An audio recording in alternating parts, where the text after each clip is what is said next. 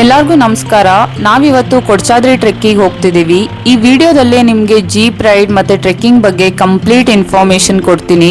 ಇದ್ರ ಜೊತೆ forest permit ಹೇಗೆ ತಗೊಳ್ಳೋದು, ಎಷ್ಟು ದಿನ ಮುಂಚೆ ಟ್ರೆಕ್ನ ಬುಕ್ ಮಾಡಬೇಕು, ಜೀಪ್ ರೈಡ್ಗೆ ಎಷ್ಟು ಅಮೌಂಟ್ ಆಗುತ್ತೆ, ಹಾಗೆ ಡ್ರೋನ್ ಕ್ಯಾರಿ ಮಾಡಬಹುದಾ ಇಲ್ವಾ, ಇದೆಲ್ಲ ಇನ್ಫಾರ್ಮೇಷನ್ ಬೇಕಂದ್ರೆ ವಿಡಿಯೋನ ಕಂಪ್ಲೀಟ್ ಆಗಿ ನೋಡಿ. ಇದೀವಿ ನಾವು. ನನ್ನ ಬಿಟ್ಟು ದೀಪ್ತಿ ಮೇಡಮ್, ಗೌತಮ್ ಸರ್, ವಿನಯ್ ಅರೇಜ್.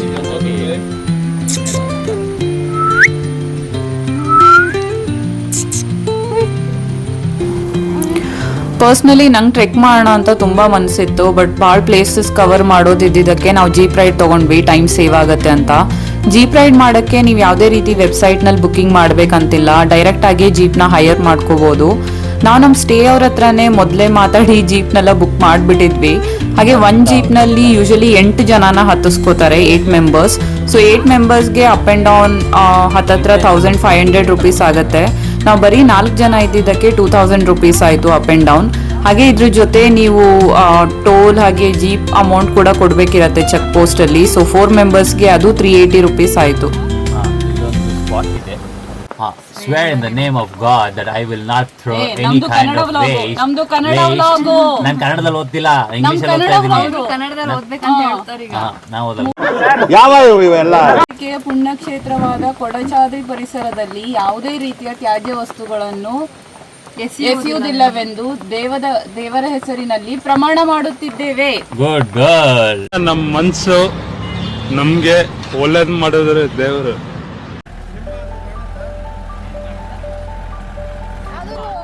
ನೀವೇನಾದ್ರೂ ಇಲ್ಲಪ್ಪ ನಾನು ಜೀಪ್ ರೈಡ್ ತಗೊಳ್ಳಲ್ಲ, ಟ್ರೆಕ್ಕೇ ಮಾಡ್ತೀನಿ ಅಂದ್ರೆ ಟೋಟಲ್ ಟ್ರೆಕ್ ಡಿಸ್ಟೆನ್ಸ್ ಹತ್ತತ್ರ 15 ಕಿಲೋಮೀಟರ್ ಆಗುತ್ತೆ. ಹಾಗೆ ಟ್ರೆಕ್ ಮಾಡೋಕ್ಕಿಂತ 2 ದಿವಸ ಮುಂಚೆ ನೀವು ವೆಬ್ಸೈಟಲ್ಲಿ ಬುಕ್ಕಿಂಗ್ ಕೂಡ ಮಾಡಬೇಕು. ನಾನು ಆ ಬುಕ್ಕಿಂಗ್ ಲಿಂಕ್ನ ನಿಮಗೆ ಡಿಸ್ಕ್ರಿಪ್ಷನಲ್ಲಿ ಕೊಟ್ಟಿದ್ದೀನಿ. ಪರ್ ಹೆಡ್ ಅಡಲ್ಟ್ಸ್ಗೆ 400 ರೂಪೀಸ್ ಆಗುತ್ತೆ. ಹಾಗೆ ಅಲ್ಲೇ ನೀವು ಚೆಕ್ ಮಾಡ್ಬೋದು, ಕಿಡ್ಸ್ ಸೆಕ್ಷನ್ ಎಲ್ಲ ಬೇರೆ ಇದೆ.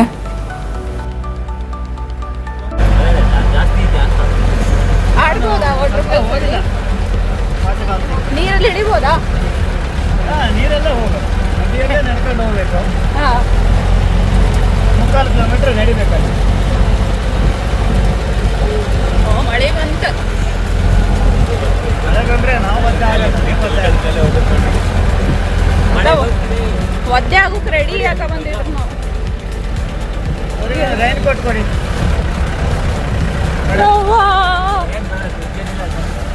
ರೈನ್ ಕೋಟ್ ಎಲ್ಲರೂ ಸ್ವಲ್ಪ ಇಟ್ಕೊಳ್ಳಿ. ಬೇಡ ಬೇಡ, ಗ್ಲಾಸ್ ಇಳಿಸ್ಬೇಕಾ? ಅಡ್ಡಿಲ್ಲ, ನಾ ಬೇಕಾದ್ರೆ ತಗೊಂಡೆ.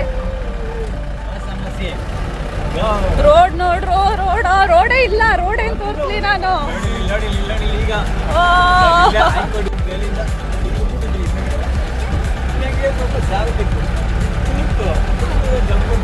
ಜೀಪ್ ರೈಡ್ ಮಾತ್ರ ಫುಲ್ ಆಫ್ ರೋಡಿಂಗ್ ಇರುತ್ತೆ, ಒಳ್ಳೆ ಮಜಾ ಬಂತು ಮಾತ್ರ. ಚೆಕ್ ಪೋಸ್ಟ್ ಇಂದ ಕೊಡಚಾದ್ರಿ ವ್ಯೂ ಪಾಯಿಂಟ್ ಹೋಗೋಕ್ಕೆ ಜೀಪಲ್ಲಿ 45 ಮಿನಿಟ್ಸ್ ಟು 1 ಅವರ್ ಆಯಿತು ನಮಗೆ.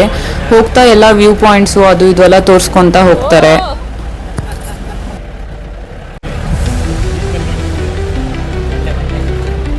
ನೋಡಿ ಬಂಡಿ ಮೇಲೆಲ್ಲ ಜೀಪ್ ಹತ್ತಿಸ್ಬೇಕ, ನಾ ಬಿಟ್ಟರೆ ನಂಗೆ ಗೊತ್ತಿಲ್ಲದೆ ಅವ್ರೆ. ವ್ಯೂ ನೋಡಿ, ವ್ಯೂ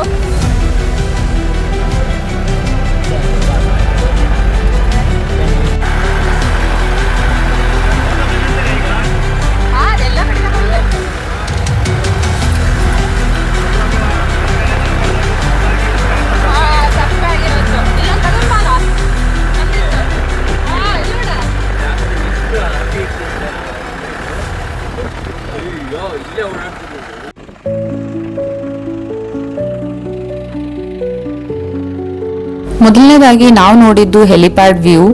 ಫಾಗ್ ಜಾಸ್ತಿ ಇದ್ದಿದ್ದಕ್ಕೆ ಅಷ್ಟು ಕ್ಲಿಯರ್ ಆಗಿ ಕಾಣಿಸ್ತಿರ್ಲಿಲ್ಲ, ನೀವೇ ನೋಡ್ಬೋದು, ಎಷ್ಟಾಗುತ್ತೆ ಅಷ್ಟು ಕ್ಯಾಪ್ಚರ್ ಮಾಡಿದ್ದೀನಿ.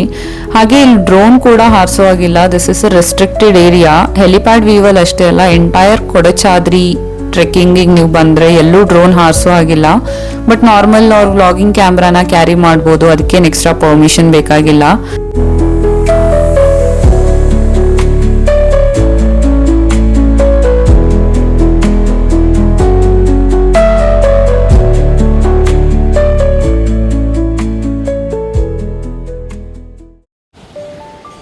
ಜೀಪ್ ಇಲ್ಲಿ ತನಕ ಬರ್ತಿದ್ದೋ. ಇಲ್ಲೊಂದು ದೇವಸ್ಥಾನ ಇದೆ, ಇಲ್ಲೇ ಸ್ಟಾಪ್ ಆಗತ್ತೆ ಜೀಪ್. ಇಲ್ಲಿಂದ 1.5 ಕಿಲೋಮೀಟ್ರ್ ನಡಿಬೇಕು ನಾವು. ನೀವು ನೋಡ್ಬೋದು ನಮ್ಮ ಜೀಪ್ ಅಲ್ಲೇ ನಿಂತಿದೆ. ಬಾಯ್ಸ್ ಎಲ್ಲ ರೈನ್ ಕೋಟ್ ಹಾಕೊಂಡು ರೆಡಿ ಆಗ್ತಿದ್ದಾರೆ. ಹಾಕೊಂಡ್ಬಿಡ್ತೀರಾ ಎಲ್ಲರೂ? ಯಾವ ದೇವ್ರಿದು?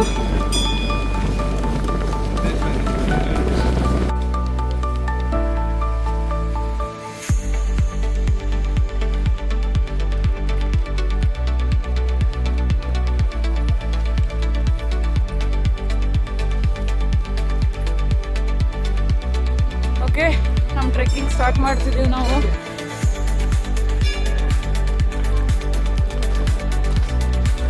ಯಾವ ದೇವಸ್ಥಾನ ಆಂಟಿ ಇದು? ಮೂಕಾಂಬಿಕೆ? ಹಾ, ನಿನ್ನೆ ಮನೆಯಾ? ನೀವೇನಾದರೂ ಆ್ಯಕ್ಚುಲ್ ಟ್ರೆಕ್ ಮಾಡ್ಕೊ ಬರ್ತೀರಿ ಅಂದರೆ 8 ಕಿಲೋಮೀಟ್ರ್ ಆಗುತ್ತೆ. ನಾವು ಜೀಪ್ ತೊಗೊಂಡು ಇವಾಗ ಬರೀ 1.5 ಕಿಲೋಮೀಟ್ರ್ ಟ್ರೆಕ್ ಮಾಡ್ತಿದ್ದೀವಿ. ಬಿಕಾಸ್ ಮಳೆ ಜಾಸ್ತಿ ಇತ್ತು and we didn't want to take risk.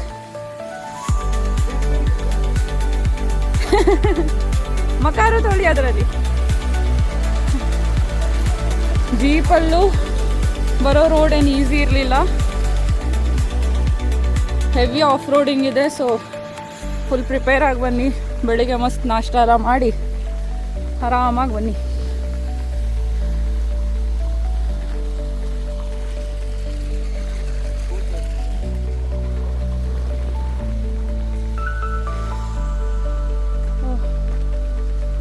View ನೋಡ್ಬೋದು ನೀವು ಇಲ್ಲಿ.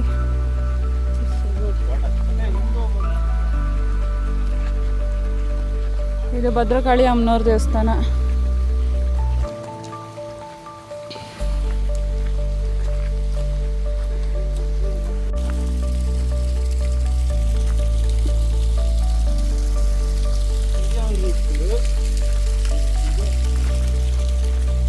ಇದು ಕಮಂಡಲ ತೀರ್ಥ ಅಂತ.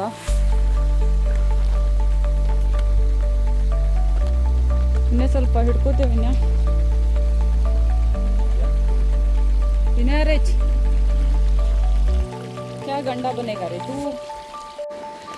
ಇನ್ ಕೇಸ್ ನೀವು ಟ್ರೆಕ್ ಮಾಡ್ಕೊ ಬರ್ತೀರಿ ಅಂದರೆ 2 days ಬಿಫೋರೇ ವೆಬ್ಸೈಟಲ್ಲಿ ಬುಕ್ ಮಾಡಬೇಕು. ಲಿಂಕ್ನ ಡಿಸ್ಕ್ರಿಪ್ಷನಲ್ಲಿ ಕೊಟ್ಟಿರ್ತೀನಿ. ಸೊ ಇನ್ ಕೇಸ್ ಶುಕ್ರವಾರ ಟ್ರೆಕ್ ಮಾಡ್ತೀರಿ ಅಂದರೆ ಅಟ್ಲೀಸ್ಟ್ ಬುಧವಾರ ಬುಕ್ ಮಾಡಬೇಕು.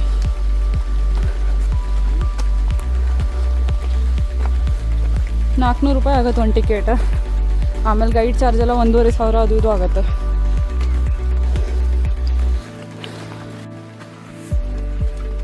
ಕೊಡ್ಚಾದ್ರಿಗೆ ಹಳೆ ಕಾಲದಿಂದಲೂ ಜನರು ಯಾತ್ರೆಗೆ ಹೋಗ್ತಿದ್ರು ಅಂತ ಹೇಳ್ತಾರೆ. ಕ್ರಿಸ್ತಶಕ 7ನೇ ಶತಮಾನದಲ್ಲಿ ಶಂಕರಾಚಾರ್ಯರು ಕೊಡ್ಚಾದ್ರಿಗೆ ಭೇಟಿ ಕೊಟ್ಟು ಅಲ್ಲೇ ಧ್ಯಾನ ಮಾಡಿ ಮೂಕಾಂಬಿಕೆ ದೇವರನ್ನ ಒಲಿಸ್ಕೊಂಡ್ರು ಅಂತ ಕೂಡ ಪ್ರತೀತಿ ಇದೆ. ಹಾಗೆ ಇದೇ ಮೂಕಾಂಬಿಕೆನ ನಾವು ಕೊಲ್ಲೂರು ದೇವಸ್ಥಾನದಲ್ಲಿ ಕೂಡ ನೋಡ್ಬೋದು.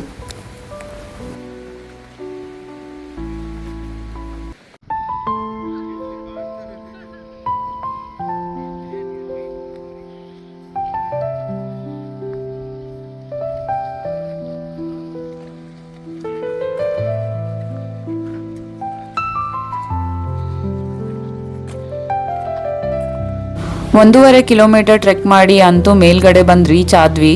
ಇಲ್ಲೂ 2-3 ವ್ಯೂ ಪಾಯಿಂಟ್ಸ್ ಇದೆ. ಮೇಲ್ಗಡೆ ರೈಟಲ್ಲಿ ನೀವು ಶಂಕರಾಚಾರ್ಯರ ಸರ್ವಾಂಜನ ಪೀಠ ನೋಡ್ಬೋದು. ಅಂದರೆ ಅವರು ಅಲ್ಲೇ ಧ್ಯಾನ ಮಾಡಿ ಮೂಕಾಂಬಿಕೆ ದೇವಿನ ಒಲಿಸ್ಕೊಂಡಿರೋ ಜಾಗ. ಹಾಗೆ ಗಣಪತಿ ಗುಹೆ ಅಂತ ವ್ಯೂ ಪಾಯಿಂಟ್ಸ್ ಕೂಡ ಇದೆ.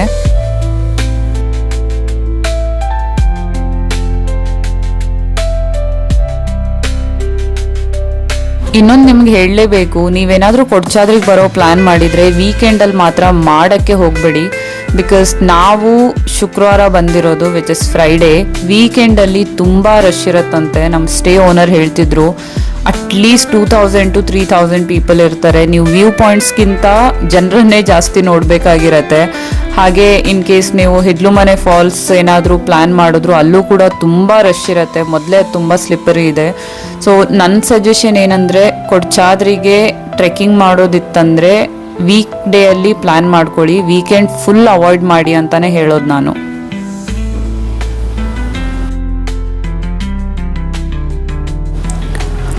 ವೆದರ್ ಮಾತ್ರ ತುಂಬ ಅಂದರೆ ತುಂಬ ಚೆನ್ನಾಗಿದೆ. ಅವಾಗವಾಗ ಮಳೆ ಬರ್ತಾ ಹೋಗ್ತಾ ಇರುತ್ತೆ. ಸೊ ರೈನ್ ಕೋಟ್ ಕ್ಯಾರಿ ಮಾಡೋದನ್ನು ಮಾತ್ರ ಮರಿಲೇಬೇಡಿ. ಹಾಗೆ ನೀವೇನಾದರೂ ಟ್ರೆಕ್ಕಿಂಗ್ ಮಾಡ್ತಿದ್ದೀರಾ ಅಂದರೆ ಸ್ಯಾಂಡಲ್ಸ್ ಇಲ್ಲ ಟ್ರೆಕ್ಕಿಂಗ್ ಶೂಸ್ನ ಪ್ರಿಫರ್ ಮಾಡಿ. ಇಷ್ಟು ಫ್ರೆಶ್ ಗಾಳಿ ಮತ್ತು ಬೇಕಂದ್ರೂ ನಮ್ಮ ಬೆಂಗಳೂರಲ್ಲಿ ಸಿಗಲ್ಲ ಅಂತ ನೆನೆಸ್ಕೊಂಡ್ರೆ ತುಂಬ ಬೇಜಾರಾಗ್ತಿತ್ತು. ಹಾಗೆ ಇಲ್ಲೇ ಸ್ವಲ್ಪ ಟೈಮ್ ಸ್ಪೆಂಡ್ ಮಾಡಿ ಎಲ್ಲ ಫೋಟೋಸ್ ಎಲ್ಲ ತೊಗೊಂಡು ವಾಪಸ್ ಕಮಂಡಲ ತೀರ್ಥನ ತಲೆಗೆ ಪ್ರೋಕ್ಷಣೆ ಮಾಡಿ ನೆಕ್ಸ್ಟ್ ನಾವು ಹೋಗ್ತಿದ್ದಿದ್ದು ಹಿಡ್ಲುಮನೆ ಫಾಲ್ಸ್ ಕಡೆ. ನೆಕ್ಸ್ಟ್ ವಿಡಿಯೋದಲ್ಲಿ ಹಿಡ್ಲುಮನೆ ಫಾಲ್ಸ್ ಬಗ್ಗೆ ಕಂಪ್ಲೀಟ್ ಡೀಟೇಲ್ಸ್ನ ಕೊಡ್ತೀನಿ. ಈ ವಿಡಿಯೋ ಇಷ್ಟ ಆಯ್ತು ಅಂದರೆ ಪ್ಲೀಸ್ ಲೈಕ್ ಮಾಡಿ, ಹಾಗೆ ಶೇರ್ ಮಾಡಿ, ಸಬ್ಸ್ಕ್ರೈಬ್ ಮಾಡ್ಕೊಳ್ಳಿ and stay tune guys. Bye.